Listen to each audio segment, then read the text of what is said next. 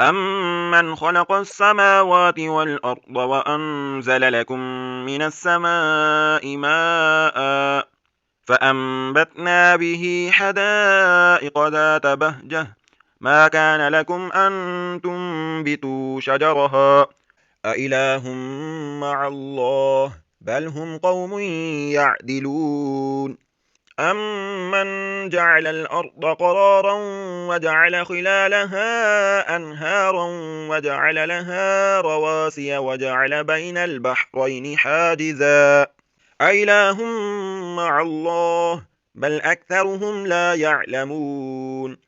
أَمَّن يُجِيبُ الْمُضْطَرَّ إِذَا دَعَاهُ وَيَكْشِفُ السُّوءَ وَيَجْعَلُكُمْ خُلَفَاءَ الْأَرْضِ أَإِلَٰهٌ مَّعَ اللَّهِ قَلِيلًا مَّا تَذَكَّرُونَ أَمَّن يَهْدِيكُمْ فِي ظُلُمَاتِ الْبَرِّ وَالْبَحْرِ وَمَن يُرْسِلُ الرِّيَاحَ بُشْرًا بَيْنَ يَدَيْ رَحْمَتِهِ أإله مع الله تعالى الله عما يشركون أمن يبدأ الخلق ثم يعيده ومن يرزقكم من السماء والأرض أإله مع الله قل هاتوا برهانكم إن كنتم صادقين قل لا يعلم من في السماوات والأرض الغيب إلا الله وما يشعرون أيان يبعثون بل ادارك علمهم في الآخرة بل هم في شك منها بل هم منها عمون وقال الذين كفروا أئذا كنا ترابا وآباؤنا أئنا لمخرجون لقد بعدنا هذا نحن وآباؤنا من قبل إن هذا إلا أساطير الأولين قل سيروا في الأرض فانظروا كيف كان عاقبة المجرمين ولا تحزن عليهم ولا تكن في ضيق مما يمكرون ويقولون متى هذا الوعد إن كنتم صادقين قل عسى أن يكون ردف لكم بعض الذي تستعجلون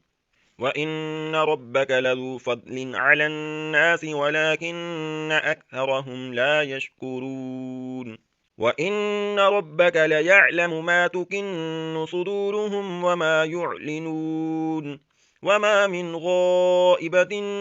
في السماء والأرض إلا في كتاب مبين إن هذا القرآن يقص على بني إسرائيل أكثر الذي هم فيه يختلفون وإنه لهدى ورحمة للمؤمنين إن ربك يقضي بينهم بحكمه وهو العزيز العليم فتوكل على الله إنك على الحق المبين إنك لا تسمع الموتى ولا تسمع الصم الدعاء إذا ولوا مدبرين وما أنت بهاد العمي عن ضلالتهم إن تسمع إلا من يؤمن بآياتنا فهم مسلمون وإذا وقع القول عليهم أخرجنا لهم دابة من الأرض تكلمهم أن الناس كانوا بآياتنا لا يوقنون ويوم نحشر من كل أمة فوجا ممن يكذب بآياتنا فهم يوزعون حتى إذا جاءوا قال أكذبتم بآياتي ولم تحيطوا بها علما أم ماذا كنتم تعملون ووقع القول عليهم بما ظلموا فهم لا ينطقون ألم يروا أنا جعلنا الليل ليسكنوا فيه والنهار مبصرا إن في ذلك لآيات لقوم يؤمنون ويوم ينفخ في الصور ففزع من في السماوات ومن في الأرض إلا من شاء الله وكل أتوه داخرين وترى الجبال تحسبها جامدة وهي تمر مر السحاب صنع الله الذي أتقن كل شيء إنه خبير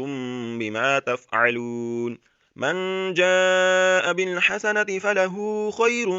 منها وهم من فزع يومئذ آمنون ومن جاء بالسيئة فكبت وجوههم في النار هل تجزون إلا ما كنتم تعملون إنما أمرت أن أعبد رب هذه البلدة الذي حرمها وله كل شيء وأمرت أن أكون من المسلمين وأن أتلو القرآن فمن اهتدى فإنما يهتدي لنفسه ومن ضل فقل إنما أنا من المنذرين وقل الحمد لله سيريكم آياته فتعرفونها وما ربك بغافل عما تعملون بسم الله الرحمن الرحيم طاسيم تلك آيات الكتاب المبين نتلو عليك من نبأ موسى وفرعون بالحق لقوم يؤمنون إن فرعون علا في الأرض وجعل أهلها شيعا يستضعف طائفة منهم يذبح أبناءهم ويستحيي نساءهم إنه كان من المفسدين ونريد أن نمن على الذين استضعفوا في الأرض ونجعلهم أئمة ونجعلهم الوارثين ونمكن لهم في الأرض ونري فرعون وهامان وجنودهما منهم ما كانوا يحذرون وأوحينا إلى أم موسى أن أرضعيه فإذا خفت عليه فألقيه في اليم ولا تخافي ولا تحزني إنا رادوه إليك وجاعلوه من المرسلين فالتقطه آل فرعون ليكون لهم عدوا وحزنا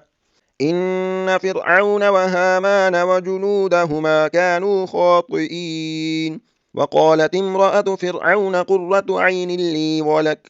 لا تقتلوه عسى أن ينفعنا أو نتخذه ولدا وهم لا يشعرون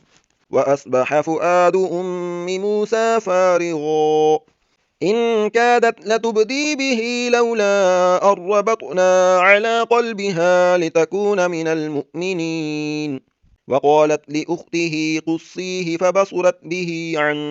جنب وهم لا يشعرون وحرمنا عليه المراضع من قبل فقالت هل أدلكم على أهل بيت يكفلونه لكم وهم له ناصحون فرددناه إلى أمه كي تقر أعينها ولا تحزن ولتعلم أن وعد الله حق ولكن أكثرهم لا يعلمون ولما بلغ أشده واستوى آتيناه حكما وعلما وكذلك نجزي المحسنين ودخل المدينة على حين غفلة من أهلها فوجد فيها رجلين يقتتلان هذا من شيعته وهذا من عدوه فاستغاثه الذي من شيعته على الذي من عدوه فوكزه موسى فقضى عليه قال هذا من عمل الشيطان إنه عدو مضل مبين قال رب إني ظلمت نفسي فاغفر لي فغفر له إنه هو الغفور الرحيم قال رب بما أنعمت علي فلن أكون ظهيرا للمجرمين فأصبح في المدينة خائفا يترقب فإذا الذي استنصره بالأمس يستصرخه قال له موسى إنك لغوي مبين. فلما أن أراد أن يبطش بالذي هو عدو لهما قال يا موسى أتريد أن تقتلني كما قتلت نفسا بالأمس إن تريد إلا أن تكون جبارا في الأرض وما تريد أن تكون من المصلحين. وجاء رجل من أقصى المدينة يسعى قال يا موسى إن الملأ يأتمرون بك ليقتلوك فاخرج إني لك من الناصحين. فخرج منها خائفا يترقب قال رب نجني من القوم الظالمين. ولما توجه تلقاء مدين قال عسى ربي أن يهديني سواء السبيل. ولما ورد ماء مدين وجد عليه أمة من الناس يسقون ووجد من دونهم امرأتين تذودان قال ما خطبكما قالتا لا نسقي حتى يصدر الرعاء وأبونا شيخ كبير. فسقى لهما ثم تولى إلى الظل فقال رب إني لما أنزلت إلي من خير فقير. فجاءته إحداهما تمشي على استحياء قالت إن أبي يدعوك ليجزيك أجر ما سقيت لنا. فلما جاءه وقص عليه القصص قال لا تخف نجوت من القوم الظالمين.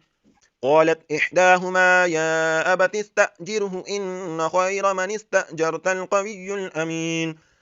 قال إني أريد أن أنكحك إحدى ابنتي هاتين على أن تأجرني 8 حجج فإن أتممت 10 فمن عندك وما أريد أن أشق عليك ستجدني إن شاء الله من الصالحين. قال ذلك بيني وبينك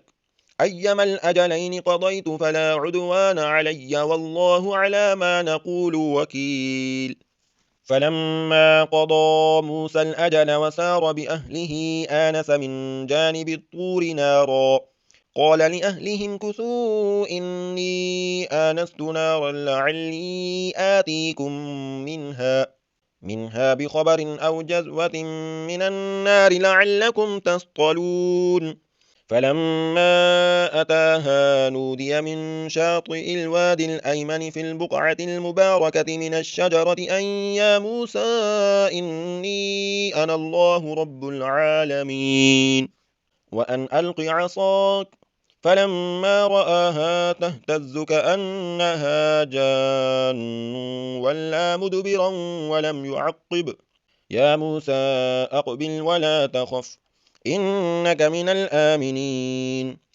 أسلك يدك في جيبك تخرج بيضاء من غير سوء واضمم إليك جناحك من الرهب فذلك برهانان من ربك إلى فرعون وملئه إنهم كانوا قوما فاسقين. قال رب إني قتلت منهم نفسا فأخاف أن يقتلون. وأخي هارون هو أفصح مني لسانا فأرسله معي يرد أن يصدقني إني أخاف أن يكذبون. قال سنشد عضدك بأخيك ونجعل لكما سلطانا فلا يصلون إليكما بآياتنا أنتما ومن اتبعكما الغالبون. فلما جاءهم موسى بآياتنا بينات قالوا ما هذا إلا سحر مفترى وما سمعنا بهذا في آبائنا الأولين. وقال موسى ربي أعلم بمن جاء بالهدى من عنده ومن تكون له عاقبة الدار إنه لا يفلح الظالمون. وقال فرعون يا أيها الملأ ما علمت لكم من إله غيري فأوقد لي يا هامان على الطين فاجعل لي صرحا لعلي أطلع إلى إله موسى وإني لأظنه من الكاذبين. واستكبر هو وجنوده في الأرض بغير الحق وظنوا أنهم إلينا لا يرجعون. فأخذناه وجنوده فنبذناهم في اليم فانظر كيف كان عاقبة الظالمين. وجعلناهم أئمة يدعون إلى النار ويوم القيامة لا ينصرون. وأتبعناهم في هذه الدنيا لعنة ويوم القيامة هم من المقبوحين. ولقد آتينا موسى الكتاب من بعد ما أهلكنا القرون الأولى بصائر للناس وهدى ورحمة لعلهم يتذكرون. وما كنت بجانب الغربي إذ قضينا إلى موسى الأمر وما كنت من الشاهدين ولكننا أنشأنا قرونا فتطاول عليهم العمر وما كنت ثاويا في أهل مدين تتلو عليهم آياتنا ولكننا كنا مرسلين. وما كنت بجانب الطور إذ نادينا ولكن رحمة من ربك لتنذر قوما ما أتاهم من نذير من قبلك لعلهم يتذكرون. ولولا أن تصيبهم مصيبة بما قدمت أيديهم فيقولوا ربنا لولا أرسلت إلينا رسولا فنتبع آياتك ونكون من المؤمنين. فلما جاءهم الحق من عندنا قالوا لولا أوتي مثل ما أوتي موسى أولم يكفروا بما أوتي موسى من قبل قالوا سحران تظاهرا وقالوا إنا بكل كافرون. قل فأتوا بكتاب من عند الله هو أهدى منهما أتبعه إن كنتم صادقين. فإن لم يستجيبوا لك فاعلم أنما يتبعون أهواءهم ومن أضل ممن اتبع هواه بغير هدى من الله إن الله لا يهدي القوم الظالمين. ولقد وصلنا لهم القول لعلهم يتذكرون. الذين آتيناهم الكتاب من قبله هم به يؤمنون. وإذا يتلى عليهم قالوا آمنا به إنه الحق من ربنا إنا كنا من قبله مسلمين. أولئك يؤتون أجرهم مرتين بما صبروا ويدرؤون بالحسنة السيئة ومما رزقناهم ينفقون. وإذا سمعوا اللغو أعرضوا عنه وقالوا لنا أعمالنا ولكم أعمالكم سلام عليكم لا نبتغي الجاهلين. إنك لا تهدي من أحببت ولكن الله يهدي من يشاء وهو أعلم بالمهتدين. وقالوا إن نتبع الهدى معك نتخطف من أرضنا أولم نمكن لهم حرما آمنا يجبى إليه ثمرات كل شيء رزقا من لدنا ولكن أكثرهم لا يعلمون. وكم أهلكنا من قرية بطرت معيشتها فتلك مساكنهم لم تسكن من بعدهم إلا قليلا وكنا نحن الوارثين وما كان ربك مهلك القرى حتى يبعث في أمها رسولا يتلو عليهم آياتنا وما كنا مهلك القرى إلا وأهلها ظالمون وما أوتيتم من شيء فمتاع الحياة الدنيا وزينتها وما عند الله خير وأبقى أفلا تعقلون أفمن وعدناه وعدا حسنا فهو لاقيه كمن متعناه متاع الحياة الدنيا ثم هو يوم القيامة من المحضرين ويوم يناديهم فيقول أين شركائي الذين كنتم تزعمون قال الذين حق عليهم القول ربنا هؤلاء الذين أغويناهم كما غوينا تبرأنا إليك ما كانوا إيانا يعبدون وقيل ادعوا شركاءكم فدعوهم فلم يستجيبوا لهم ورأوا العذاب لو أنهم كانوا يهتدون ويوم يناديهم فيقول ماذا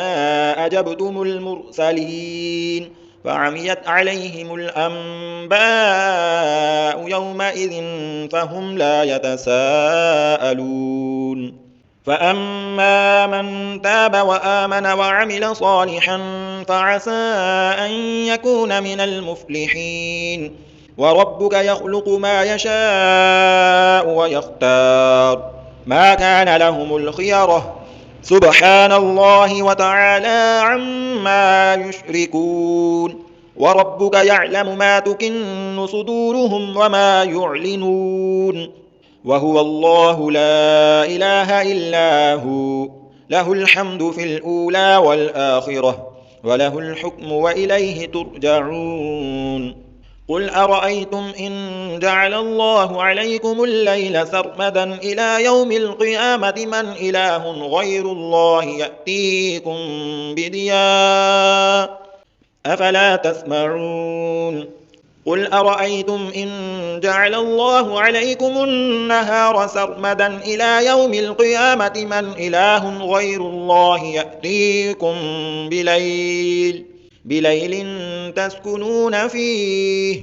أفلا تبصرون ومن رحمته جعل لكم الليل والنهار لتسكنوا فيه ولتبتغوا من فضله ولعلكم تشكرون ويوم يناديهم فيقول أين شركائي الذين كنتم تزعمون ونزعنا من كل أمة شهيدا فقلنا هاتوا برهانكم فاعلموا أن الحق لله وضل عنهم ما كانوا يفترون إن قارون كان من قوم موسى فبغى عليهم وآتيناه من الكنوز ما إن مفاتحه لتنوء بالعصبة أولي القوة إذ قال له قومه لا تفرح إن الله لا يحب الفرحين وابتغ فيما آتاك الله الدار الآخرة ولا تنس نصيبك من الدنيا وأحسن كما أحسن الله إليك ولا تبغ الفساد في الأرض إن الله لا يحب المفسدين قال إنما أوتيته على علم عندي أولم يعلم أن الله قد أهلك من قبله من القرون من هو أشد منه قوة وأكثر جمعا ولا يسأل عن ذنوبهم المجرمون فخرج على قومه في زينته قال الذين يريدون الحياة الدنيا يا ليت لنا مثل ما أوتي قارون إنه لذو حظ عظيم وقال الذين أوتوا العلم ويلكم ثواب الله خير لمن آمن وعمل صالحا ولا يلقاها إلا الصابرون فخسفنا به وبداره الأرض فما كان له من فئة ينصرونه من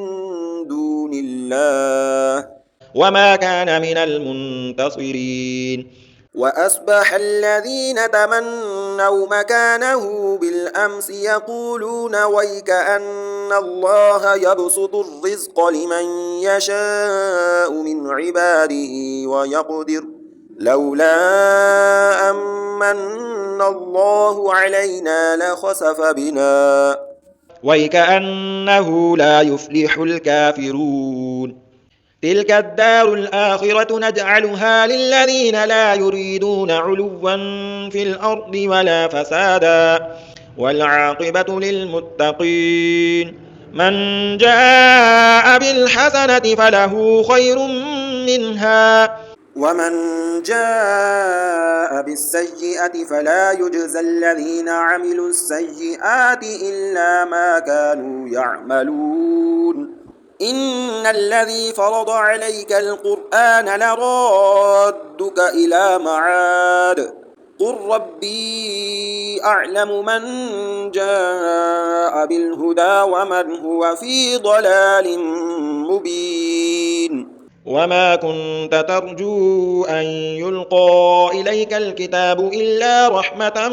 من ربك فلا تكونن ظهيرا للكافرين ولا يصدنك عن آيات الله بعد إذ أنزلت إليك وادع إلى ربك ولا تكونن من المشركين ولا تدع مع الله إلها آخر لا إله إلا هو كل شيء هالك إلا وجهه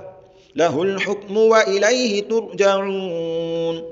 بسم الله الرحمن الرحيم ألف لام ميم أحسب الناس أن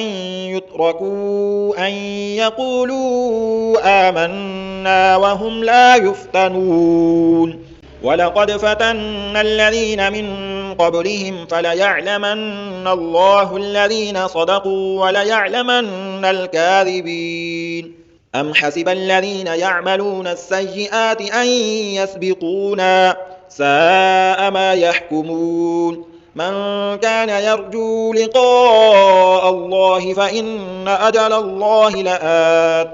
وهو السميع العليم ومن جاهد فإنما يجاهد لنفسه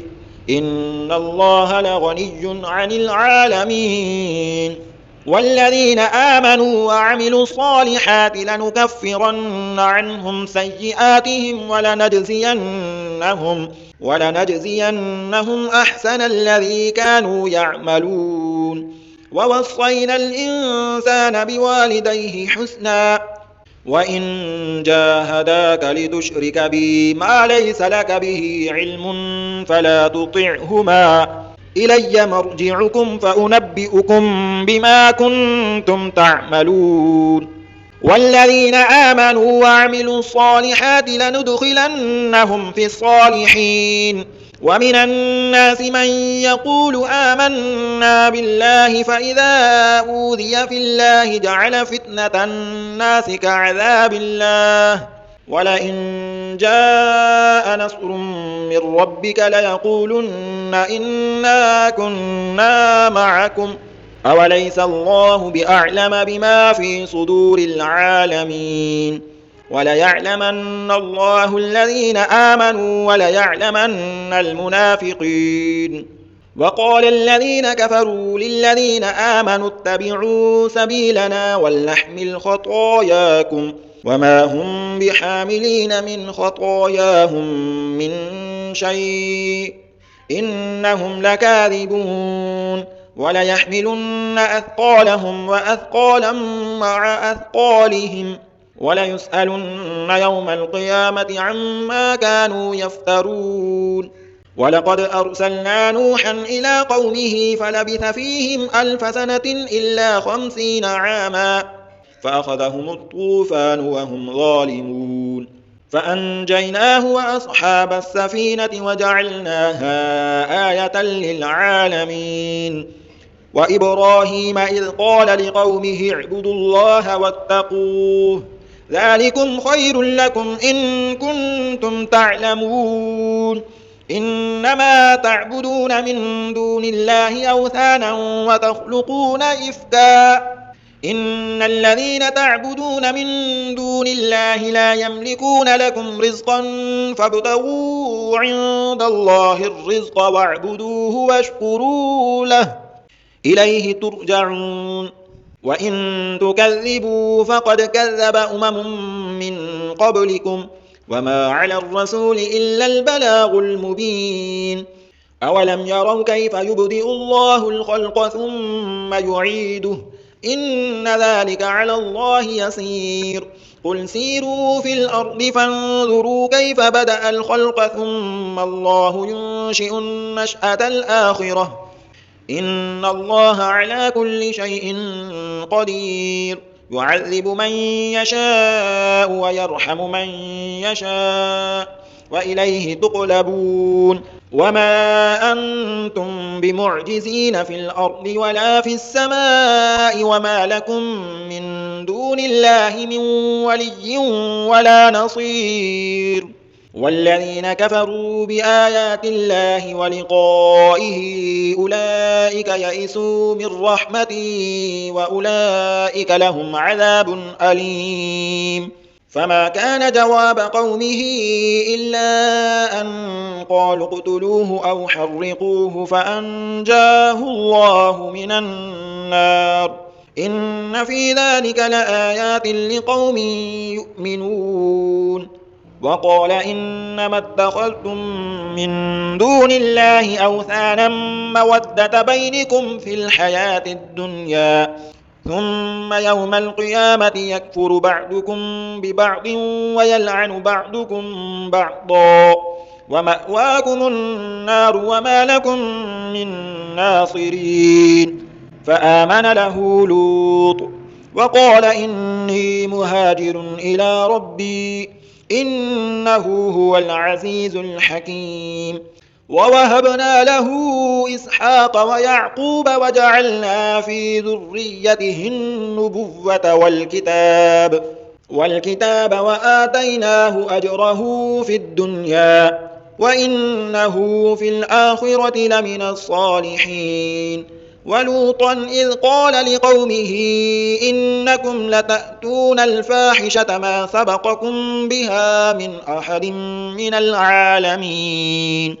أئنكم لتأتون الرجال وتقطعون السبيل وتأتون في ناديكم المنكر. فما كان جواب قومه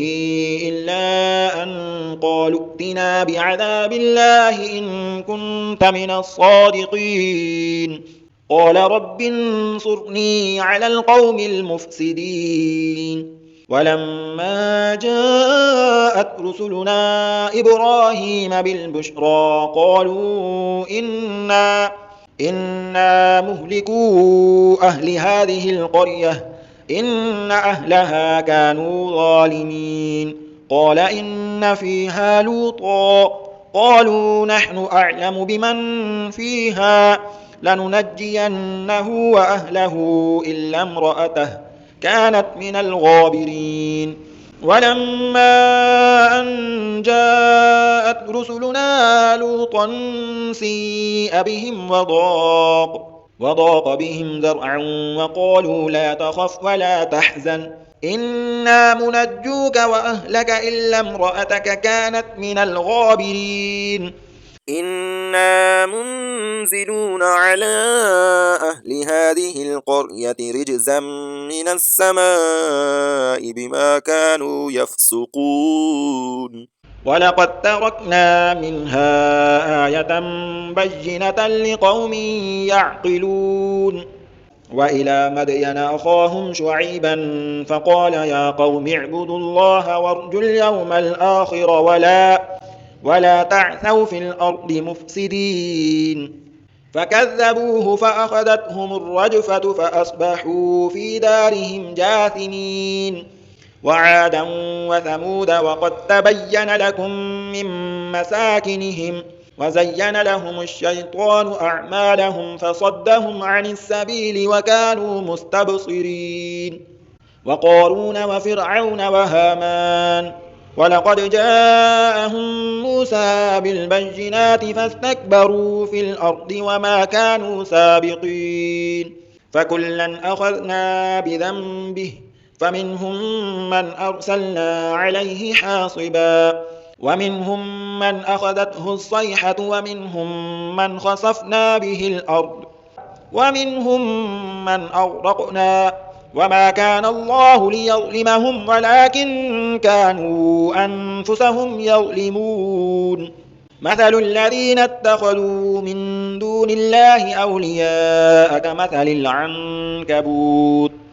اتخذت بيتا وإن أوهن البيوت لبيت العنكبوت لو كانوا يعلمون إن الله يعلم ما يدعون من دونه من شيء وهو العزيز الحكيم وتلك الأمثال نضربها للناس وما يعقلها إلا العالمون خلق الله السماوات والأرض بالحق